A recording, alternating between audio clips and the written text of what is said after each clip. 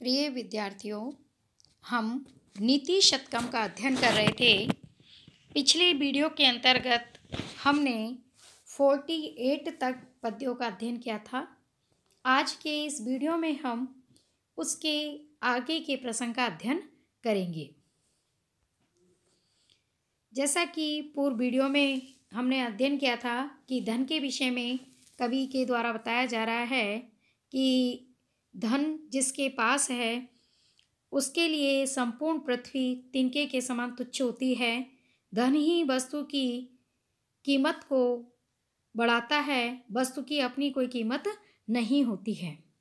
और इसके अतिरिक्त हमने पढ़ा कि जिस राजा में ये 6 गुण रहते हैं उनके आश्रय में हमें रहना चाहिए, और जिसमें ये 6 गुण नहीं हैं उनके आश्रय में हमें निवास नहीं करना चाहिए।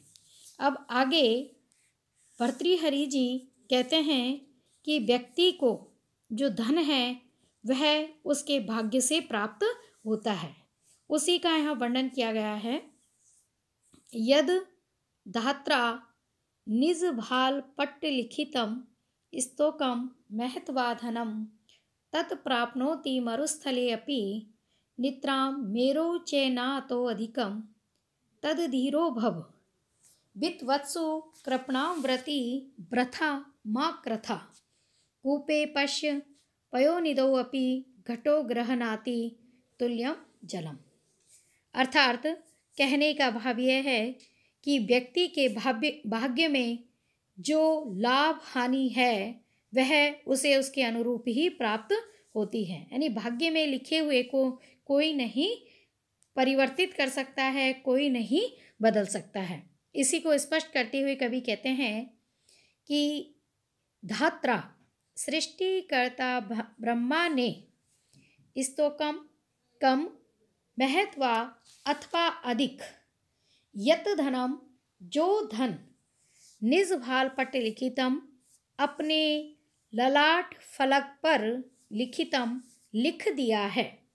अर्थात विधाता ने धन चाहे कम हो या अधिक हो, जो हमारी किस्मत में हमारे भाग्य में लिख दिया है, तत् वह धन हमें मरुस्थले अपि मरुस्थल में भी नित्राम पूर्ण रूप से प्राप्त हो जाएगा।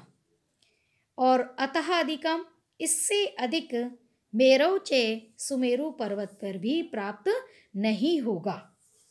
अर्थात कहने का भाव यह है कि हमारी किस्मत में जितना धन है हमें उतना ही प्राप्त होगा, ना तो उससे अधिक ना उससे कम। तो इसी संदर्भ में कवि कहते हैं तद धीरो भव, इसलिए धैर्यशाली बनो, क्योंकि आपके जो भाग्य में लिखा है उसे कोई भी परिवर्तित नहीं कर सकता। इसलिए धैर्यशाली बनो। वित्वत्सु कृपणाव्रति व्रथा मा क्रथा।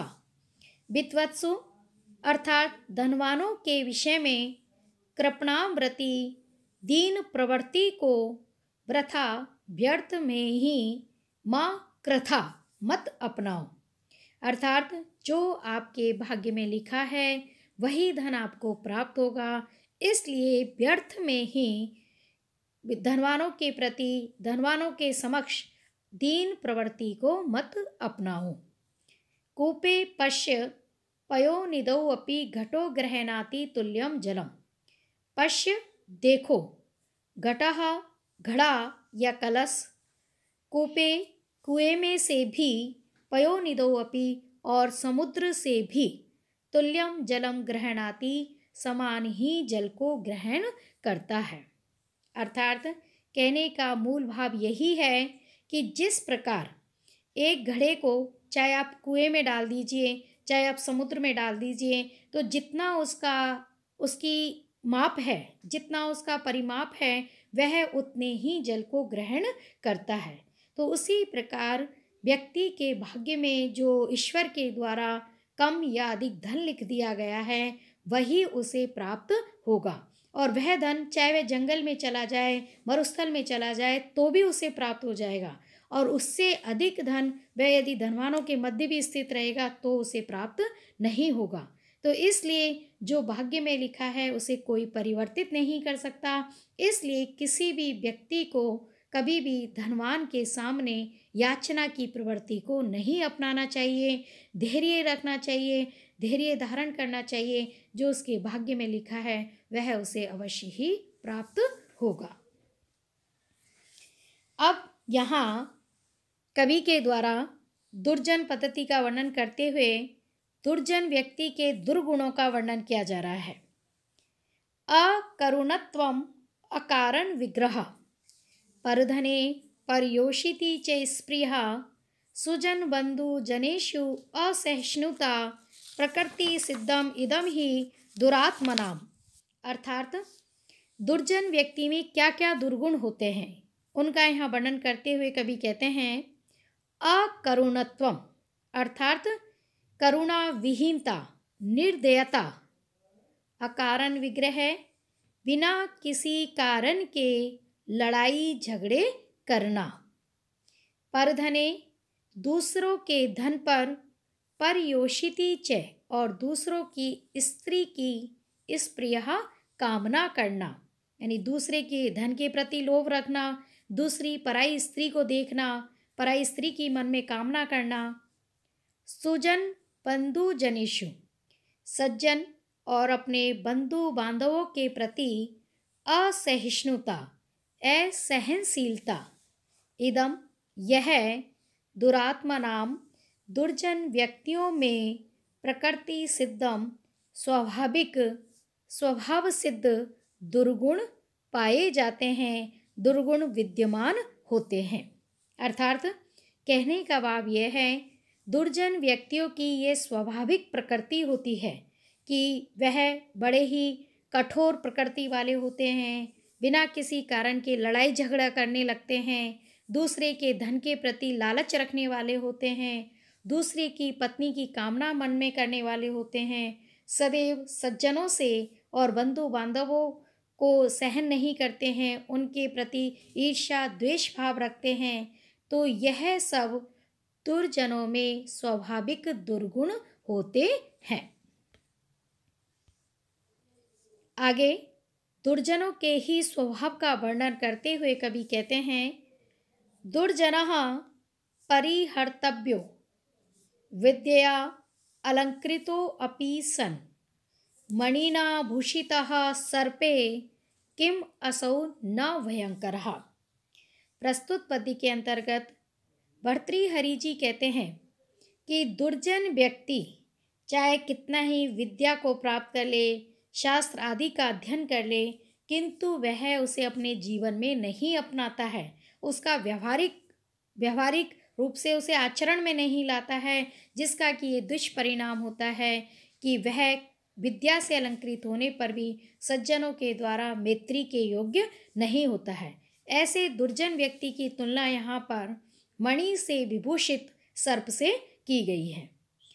तो देखिए दुर्जनः परिहर्तव्यो विद्या अलंकृतो अपि सन्, विद्या अलंकृतो अपि सन् अर्थात विद्या से अलंकृत होने पर भी, विद्या से सुसज्जित होने पर भी, शास्त्र आदि का ज्ञान प्राप्त कर लेने पर भी दुर्जनाः दुर्जन व्यक्ति परिहर्तव्यः त्याग दिए जाने योग्य होता है, परित्याज्य होता है।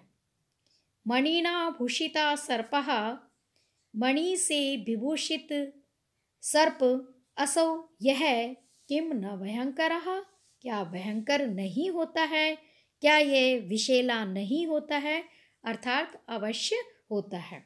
कहने का भाव यह है कि जिस प्रकार सर्प की स्वाभाविक प्रकृति है डसना, तो जैसे कि कहा भी जाता है कि सर्प को कितना ही दूध पिलाया जाए लेकिन वह उसके जो विष का प्रभाव है वो नष्ट नहीं होता है, तो उसी प्रकार मणि से विभूषित होने पर भी सर्प सदैव भयानक ही होता है, भयंकर ही होता है। उसी प्रकार दुर्जन व्यक्ति स्वाभाविक दुर्गुणों से युक्त होने के कारण विद्या शास्त्र आदि का ज्ञान अर्जित कर लेने पर भी त्याग के योग्य होते हैं, त्याज्य होते हैं, उनके साथ कभी भी मैत्री संबंध स्थापित नहीं करना चाहिए। यदि इसका एक उदाहरण हम देखें तो रावण, जो कि पूर्णतया विद्वान था, फिर भी उसने अपने दुर्गुणों का परित्याग नहीं किया और अंत में अपने वंश के विनाश का कारण बनता है। आगे इसी संदर्भ में कवि कहते हैं,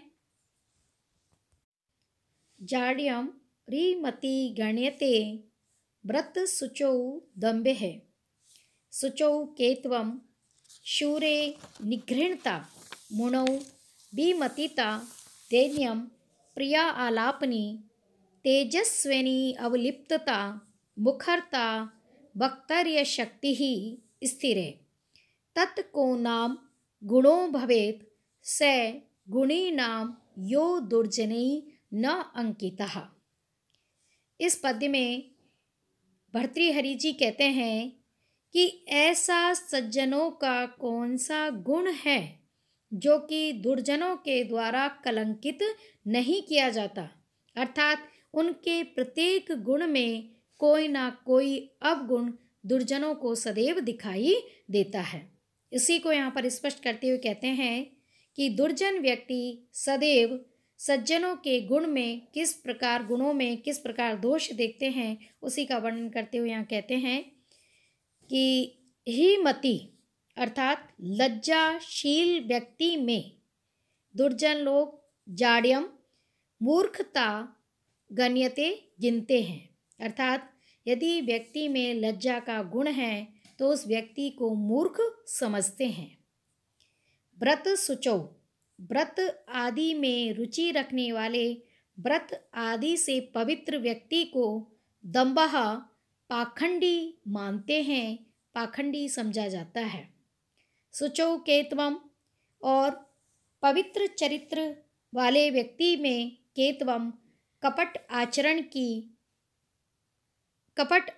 की आशंका करते हैं, अर्थात व्यक्ति यदि पवित्र चरित्र वाला है तो उसे कपटी मानते हैं। शूरे, पराक्रमी व्यक्ति में निघृणता निर्दयता गिनते हैं, यानी यदि व्यक्ति पराक्रमी है, वीर है, साहसी है तो उसे निर्दयी समझते हैं। मुनौ, और मुनि में विमतिता मतिहीनता गिनते हैं, व्यक्ति यदि चिंतन करने वाला है, मनन करने वाला है, ध्यान में रत रहने वाला है तो उसे मतिहीन मानते हैं। दैन्यम, और दैन्यम प्रिय आलापिनी, मृदुभाषी व्यक्ति में दैन्यम दीनता गिनते हैं, यानी कोई मधुर बोलने वाला है, मीठा व्यवहार करने वाला है, प्रिय वचन बोलने वाला है तो उसे दीनहीन समझते हैं। तेजस्विनावलिप्तता, तेजस्वी व्यक्ति में अभिमान को गिनते हैं, तेजस्वी व्यक्ति में अभिमान को, अवलिप्तता यानी अभिमान को गण्यते गिनते हैं, अर्थात व्यक्ति तेज से युक्त है तो उसे अभिमानी मानते हैं।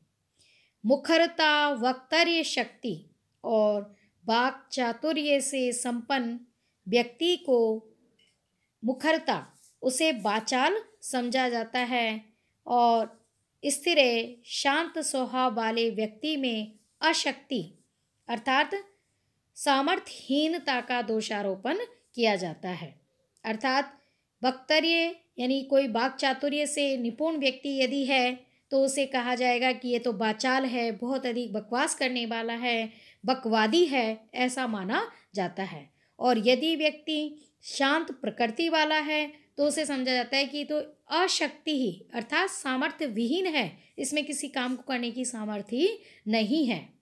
तो तत् को नाम गुणो भवेत्, तो वह गुणी नाम गुणवानों का, गुणी जन का ऐसा कौन सा गुण है, तत् को ऐसा कौन सा गुणो भवेत् गुण है, यह जो कि दुर्जनैः न अंकितः, जिसे दुर्जनों के द्वारा कलंकित नहीं किया जाता है।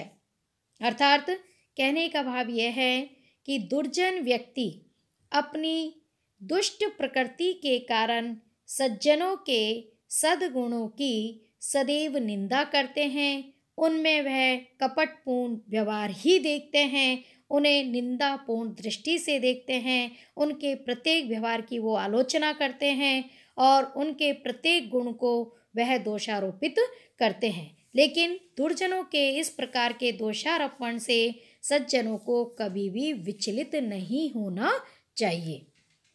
आज का वीडियो हम समाप्त करते हैं। धन्यवाद।